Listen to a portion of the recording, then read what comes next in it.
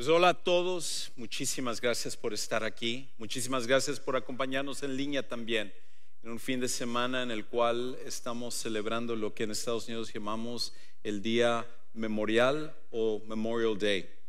Y lo que es el Día Memorial es que es una oportunidad para recordar, celebrar y agradecer a aquellos que dieron su vida por la causa y la soberanía de la nación de los Estados Unidos.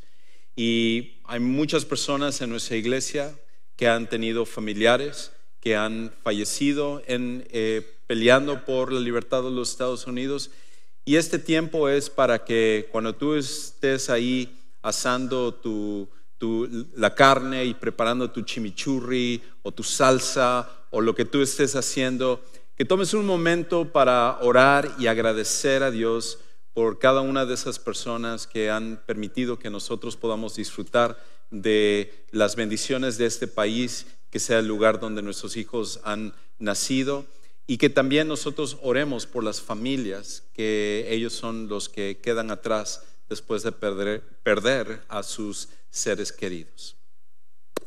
Ahora, hoy vamos a hablar acerca de una de las preguntas, creo, más importantes que nosotros podemos hacer en la vida. La realidad es de que esta pregunta, cuando yo lo mencione, es, creo, una pregunta que en algún momento todos nosotros nos hemos hecho. No importa que tú seas joven, no importa que tú seas ya un adulto, edad media, una persona mayor, no importa el rango donde nosotros estemos en la vida, la etapa que estemos, todos nosotros en algún momento nos hemos hecho esta pregunta y constantemente nos lo hacemos. Y es tan importante que nosotros encontremos una respuesta a ella porque es una pregunta trascendental con respecto a quienes nosotros somos. Ahora, antes de que yo diga la pregunta, una cosa que tengo que hacer es una advertencia. Y la advertencia va en especial para los jóvenes. Porque cuando ustedes escuchen esta pregunta, su tentación va a ser decir, esto no se aplica para mí. ¿Por qué? Porque ustedes están bajo la impresión que siempre van a ser jóvenes. Miran hacia sus papás y dicen, uy, yo no quiero quedar como ellos, yo no voy a estar así de viejo. Y todos nosotros, cuando éramos jóvenes, pensábamos de esa manera. Pero la realidad es de que tanto la juventud como la vida pasan en un abrir y cerrar de ojos. Y es algo que te va a pasar a ti. Y por esa razón, esta pregunta se aplica tanto a ti como se aplica a todos los que estamos aquí. ¿Están listos para la pregunta? ¿No están listos? Bueno, me bajo entonces y aquí se acaba todo. ¿Están listos para la pregunta o no? Ok. Esta es la pregunta. Al final, ¿para qué habrá valido tu vida? Al final, cuando se acabe todo aquí, en este mundo para ti, ¿para qué habrá valido tu vida? ¿Cuál será el impacto que habrás dejado? ¿Cuál es el legado que tú dejas atrás? Un día tú serás el protagonista de un funeral. ¿Qué es lo que la gente dirá de ti? ¿Qué es lo que la gente recordará de ti? ¿Qué es lo que vas a dejar atrás cuando tú ya no estés? Todos sabemos que solo tenemos una oportunidad de impactar en esta vida. Solo podemos vivir una vez y ya se acaba. Entonces, ¿cómo estamos utilizando esa oportunidad que cada uno tenemos para realmente hacer un impacto? Para tener lo que realmente es una vida exitosa. Ahora, creo que parte del problema que nosotros tenemos hoy en día es que nosotros creemos muchas veces a lo que la sociedad nos habla acerca de la definición del éxito. Y para muchos definen el éxito en base a alcanzar ciertas cosas en la vida. Por ejemplo, para ti, a lo mejor tú verías que tu vida es exitosa si al final, por ejemplo, logras terminar una maestría o un doctorado en el plano académico. Para otros tiene que ver con respecto a llegar a ser quizás un ejecutivo en una empresa. A lo mejor es ganar un cierto salario que te permita vivir una vida holgada. A lo mejor es para ti comenzar un canal de YouTube o en Instagram o alguna red social y llegar a tener 1 millón de seguidores, el cual tú puedas ser un influenciador. Cualquiera que sea nuestra definición de éxito, en nuestra mente nosotros pensamos, wow, si yo simplemente pudiera alcanzar esto, entonces yo sería exitoso. De hecho, todos nosotros tenemos gente a la cual admiramos, gente a la cual decimos, caramba, si yo estuviera en los zapatos de esta persona, con eso sería suficiente. Con eso yo ya me sentiría que ya la hice en esta vida. Pero en realidad sería así. Porque lo que encontramos es de que aquellos que llegan a la cúspide, cuando llegan allá, ellos se dan cuenta que sus vidas están vacías. Y tú dices, Juan Carlos, por favor, típico pastor que le encanta exagerar las cosas para drama y efecto y todo. No, si yo alcanzara eso, yo sé que mi vida sería otra cosa. ¿No me crees? Bueno, déjame darte 3 ejemplos de muchos de los que podría darte, pero te voy a dar nada más 3 el día de hoy, de personas que han llegado a la cúspide y han encontrado que ese no es el secreto de una vida exitosa. La primera persona es alguien muy conocido, un actor que se llama Brad Pitt. Hace algunos años, Brad Pitt, cuando estaba filmando una de las películas más icónicas que él ha tenido, que se llama Fight Club, que trata acerca de una persona que se encuentra insatisfecha con su vida y empieza a hacer otras cosas para tratar de lograr y alcanzar un propósito.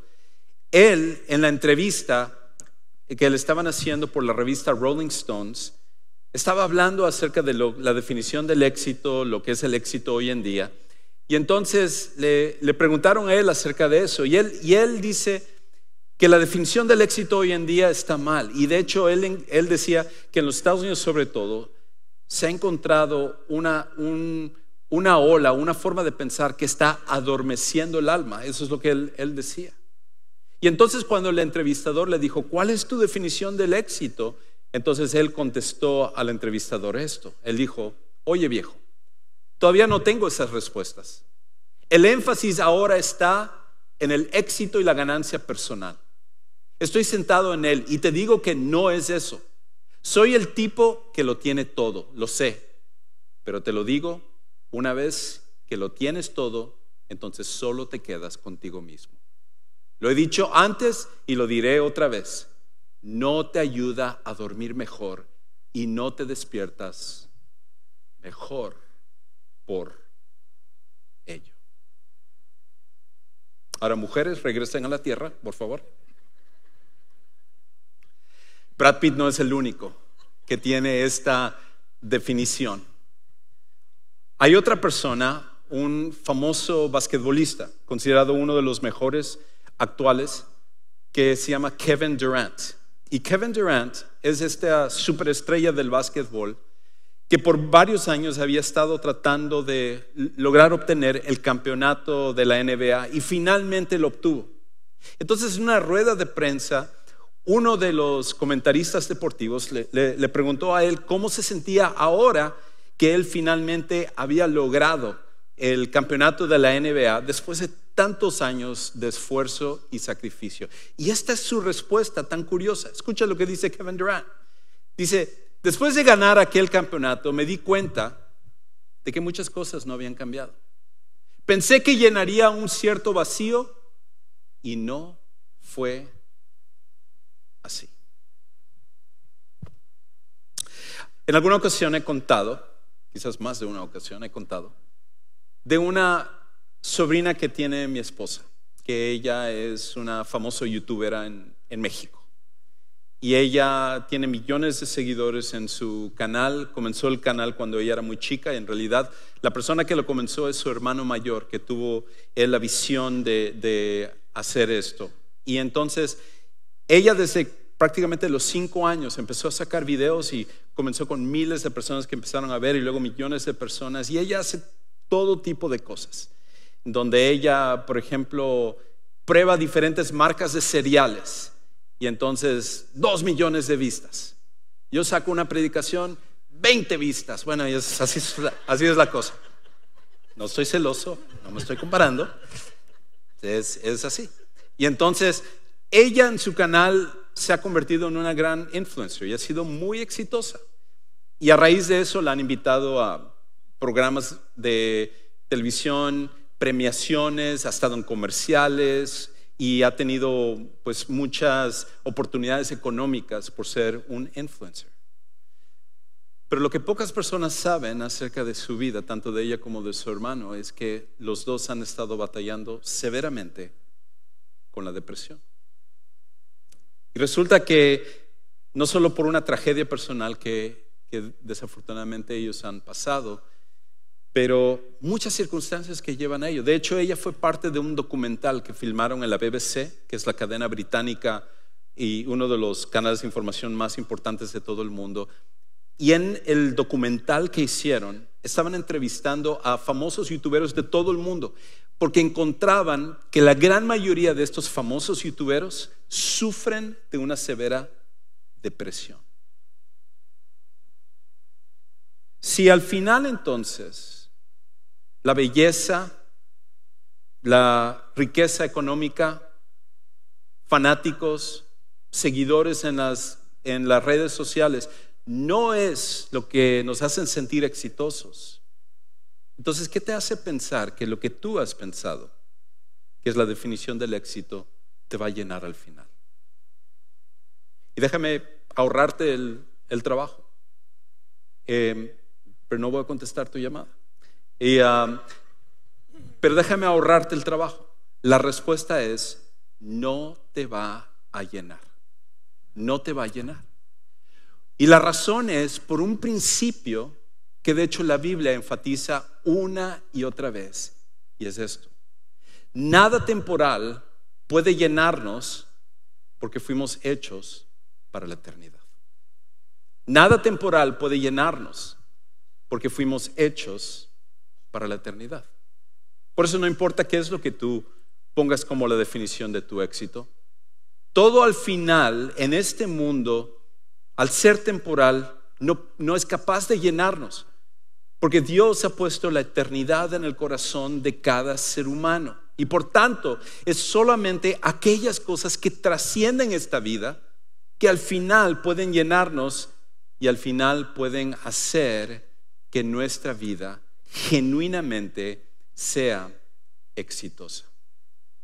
Y lo que es increíble es que Jesucristo, que Él era el Hijo de Dios y que nuestro Creador, y Él conoce todo lo que nosotros necesitamos, Él que se dio cuenta de ello, dijo algo increíble con respecto a esto. Él puso el dedo en la llaga con respecto a esta necesidad.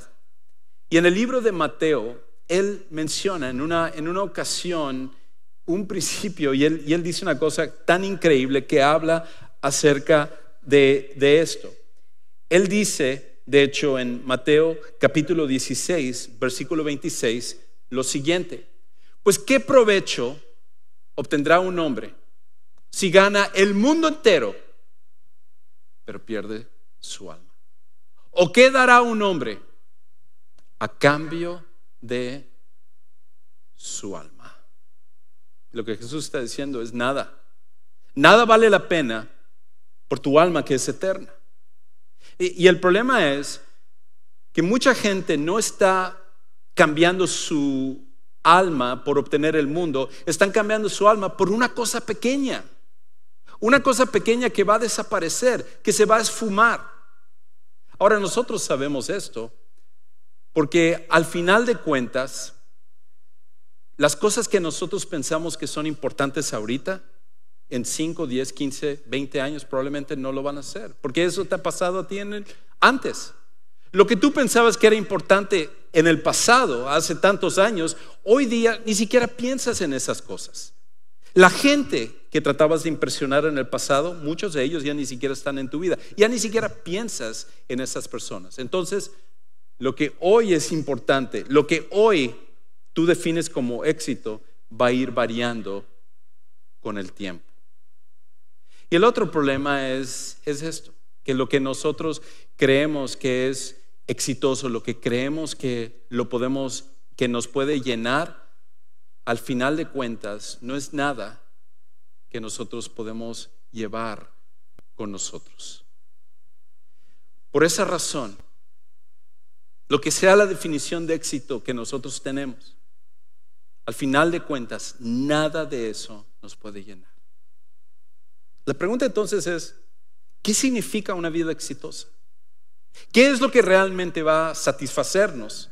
¿Qué es lo que va a hacer la diferencia? ¿Qué es lo que va a marcar nuestro tiempo, corto tiempo aquí en la tierra, de manera que no seamos uno más, sino que realmente podamos hacer una diferencia en ese poco tiempo?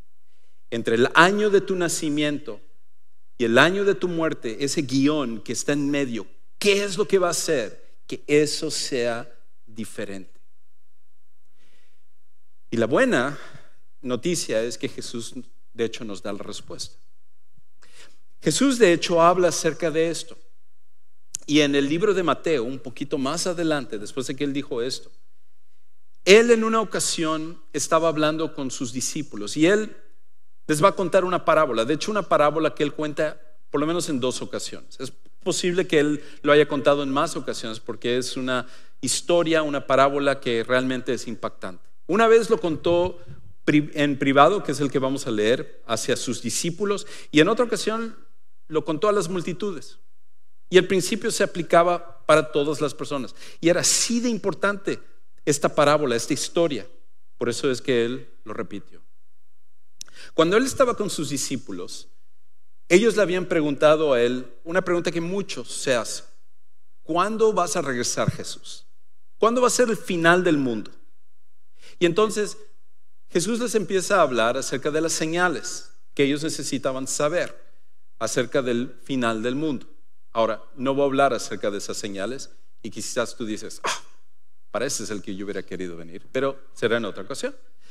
La realidad es esta: las señales, aunque Jesús nos lo da, Jesús luego cuenta la parábola, porque el énfasis de Jesús no es tanto en que nosotros estemos tratando de adivinar cuándo Jesús viene, porque Jesús ya había dicho que nadie sabe el día ni la hora, así que perderíamos el tiempo en tratar de decir, es esa fecha, es este día, es este momento. No, lo que Jesús enfatiza más es cómo vivir mientras llega el final, y por eso él cuenta esta historia o cuenta esta parábola. Ahora, en la parábola que él cuenta es acerca de un hombre muy rico, un hombre muy adinerado.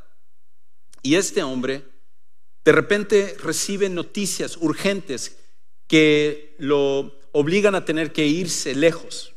Pero mientras tanto, lo que él decide hacer es dejar toda su riqueza a cargo de 3 de sus siervos o sus empleados más allegados a él. Y les dice a cada uno de ellos que inviertan esto mientras que él está lejos. De hecho, escucha cómo él lo va a decir. Mateo capítulo 25, versículo 14. Dice, porque el reino de los cielos es como un hombre que al emprender un viaje llamó a sus siervos y les encomendó sus bienes.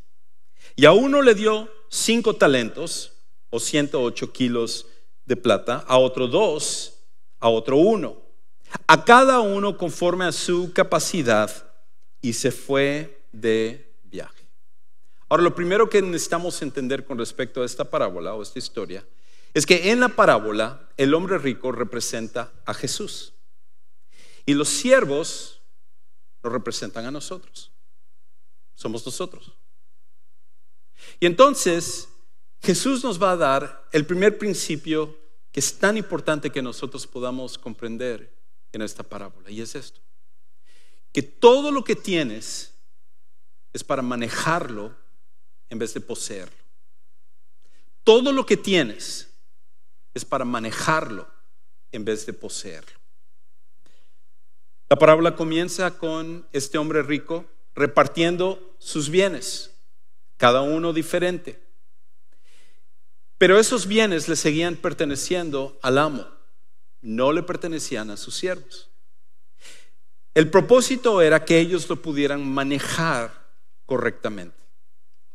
Y parte de lo que ha sido la confusión de esta historia es el hecho de que dice que repartió talentos. Y el talento era como una especie de moneda hasta cierto punto, una medida de riqueza.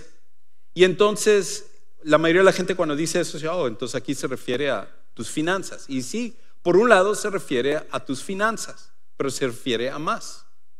Es por esa razón que cuando gente se ha desviado y ha dicho, tratando de calcular cuánto es un talento, bueno, un talento o los 8 talentos que él repartió es aproximadamente $2 millones. Algunos han llegado a esa cantidad. Otros dicen, bueno, cada talento es aproximadamente 20 años de trabajo de un jornalero.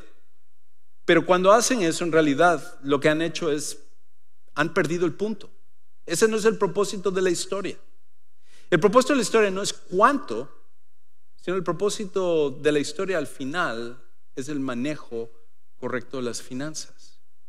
Por eso, de hecho, el éxito para Dios no es cuánto obtienes, sino qué haces con ello.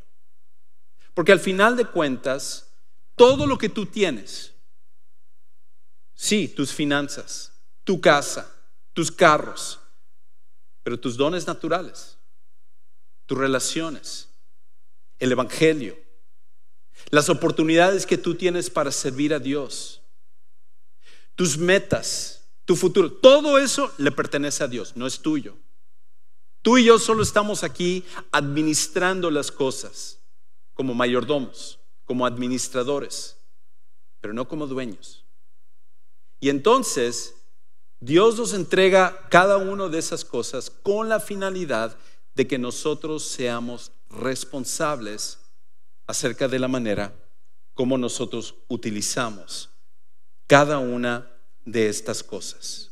Ahora, tú dirás, ay, Juan Carlos, lo haces sonar tan deprimente. Todo es de él, o sea, mi educación, mi carrera, todas las cosas le pertenecen a Dios y no a mí, a pesar de que yo he trabajado muy fuerte. No, sí. Es más, ¿quieres la prueba de ello? Te doy la prueba con mucho gusto. La manera como puedes saber que todo eso le pertenece a Dios y que no te pertenece a ti es lo siguiente. Cuando tú te mueras, todo lo que tú te lleves es tuyo. Todo lo que dejes atrás le pertenece a Dios. Así de sencillo. Todo al final le pertenece a Él. Entonces, la idea con respecto a todo esto es que nosotros necesitamos manejar lo que le pertenece a Dios. Pero aparte, lo que decía, el éxito no es cuánto obtienes, porque aquí hay una diferencia, ¿verdad? A uno se le reparte 5, a otro se le reparte 2, a uno se le reparte 1. Y ojo, Dios no es socialista. Dios no es socialista. Dios no le reparte a todos de forma equitativa.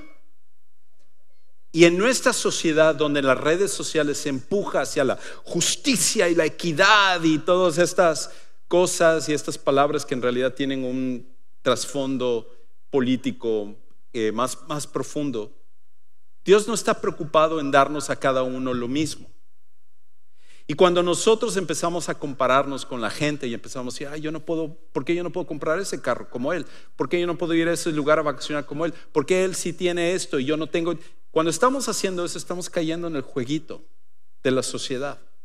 Estamos, de hecho, siendo influenciados por las redes sociales, lo cual las redes sociales son una factoría de crear celos y envidia. No importa cuánto tienes, lo que importa es lo que haces con ello, porque cada uno de nosotros seremos responsables de cómo utilizamos los recursos que le pertenecen a Dios. Ahora, Jesús continúa la historia. Él dice en el versículo 16: el que había recibido los 5 talentos enseguida fue y negoció con ellos y ganó otros 5 talentos. Asimismo, el que había recibido los 2 talentos ganó otros 2. Pero el que había recibido 1 fue y cavó en la tierra y escondió el dinero de su señor. Cada uno lo administró de forma diferente. Algunos entendieron e invirtieron sus recursos para poder hacer crecer el reino de Dios. Y uno simplemente lo enterró y lo dejó ahí. Entonces pasó el tiempo. Cada uno tomó sus decisiones. Cada uno vivió su vida de forma diferente. Y cada uno al final tomó una decisión de cómo utilizar todos los recursos que Dios le había dado. Por eso esto es tan importante, que tú y yo lo podamos comprender. De hecho, inclusive déjame hacerte una pregunta súper incómoda, pero súper importante. ¿Cómo invertiste los recursos que le pertenecen a Dios estos primeros 5 meses? Es más, ¿cómo has invertido los recursos que Dios te ha dado a administrar en esta última década? Es una forma muy diferente de ver las cosas, pero es una realidad con respecto a lo que Jesús está diciendo aquí. Continúa la historia.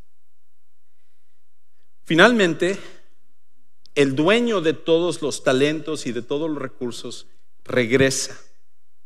Y lo que termina pasando cuando regresa es esto, que nos ayuda a entender un principio, que nuestro tiempo para invertir inevitablemente terminará.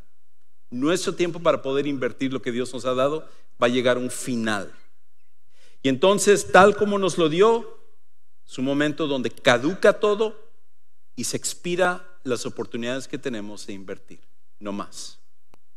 Entonces Jesús cuenta cómo este hombre había regresado.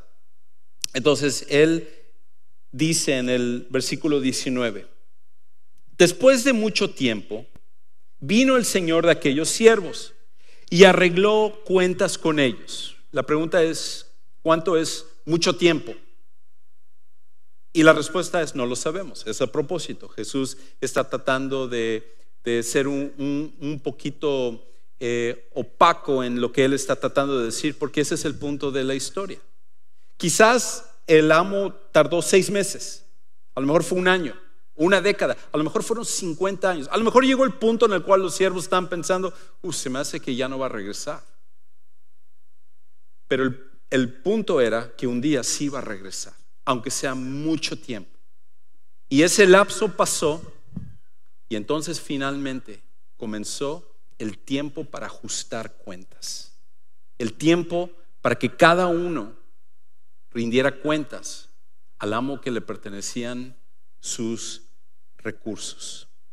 Así que él continúa diciendo, versículo 20: y llegando el que había recibido los 5 talentos, cada uno es llamado para rendir cuentas, trajo otros 5 talentos diciendo: Señor, usted me entregó 5 talentos, mire, he ganado otros 5 talentos.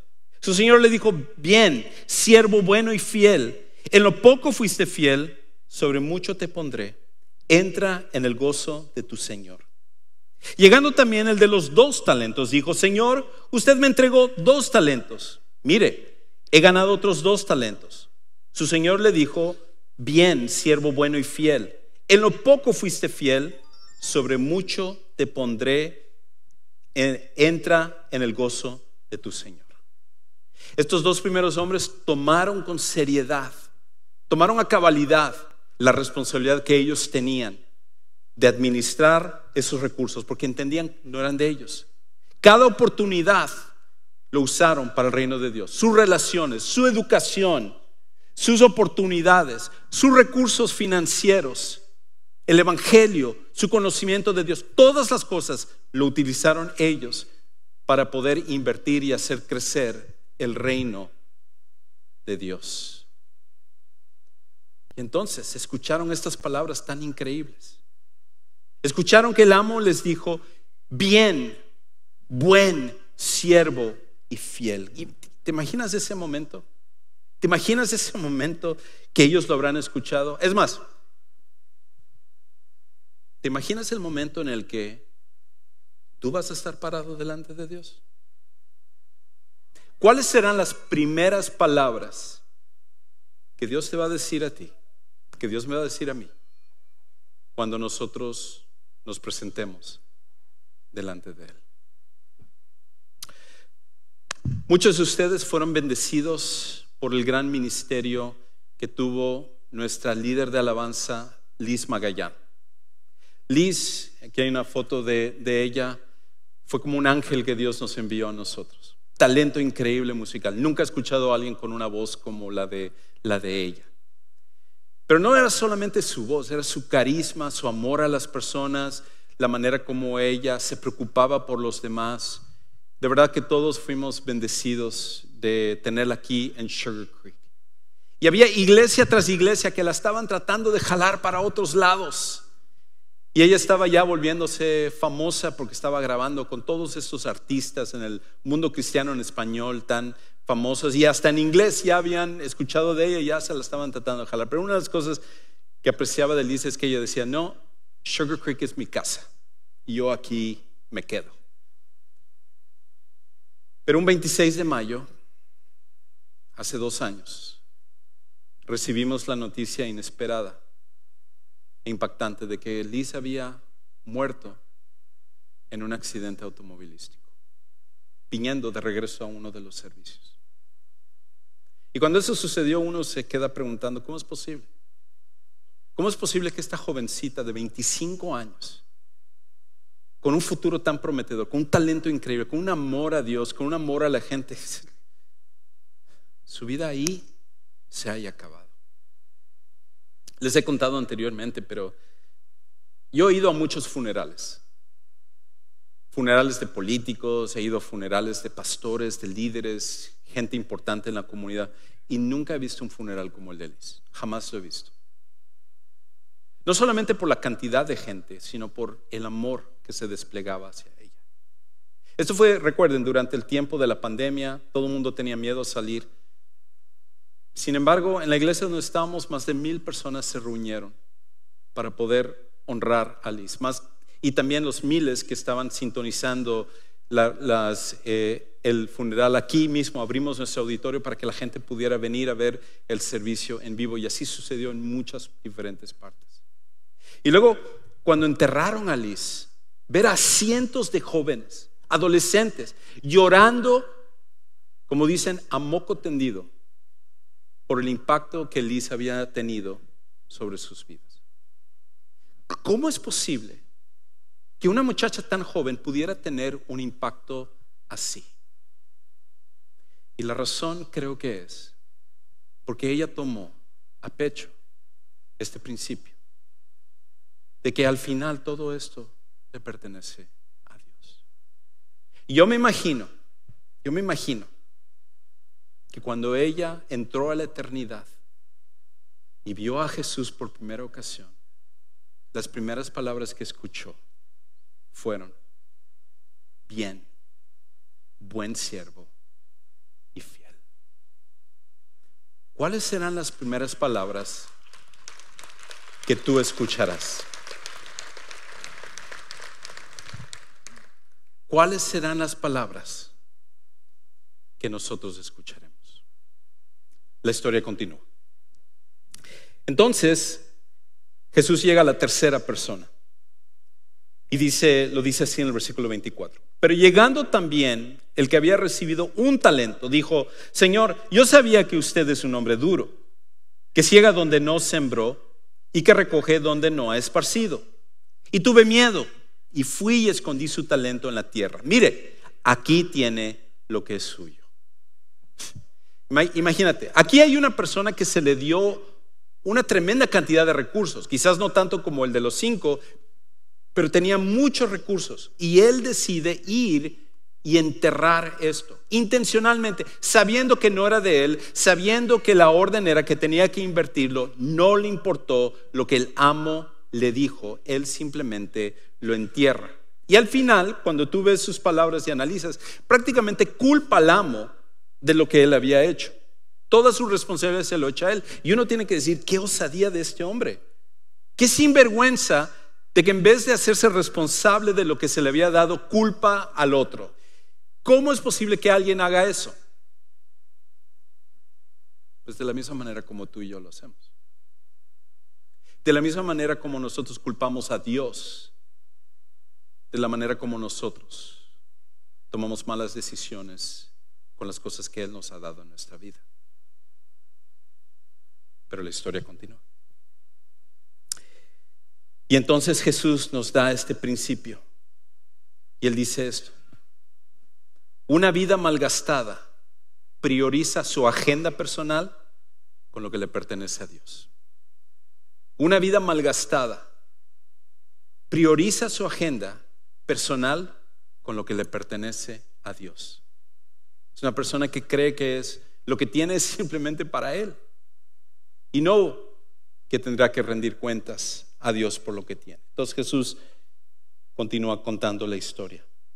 Versículo 26. Pero su señor le dijo: siervo malo y perezoso, sabías que ciego donde no sembré y que recojo donde no esparcí. Debías entonces haber puesto mi dinero en el banco y al llegar yo hubiera recibido mi dinero con intereses.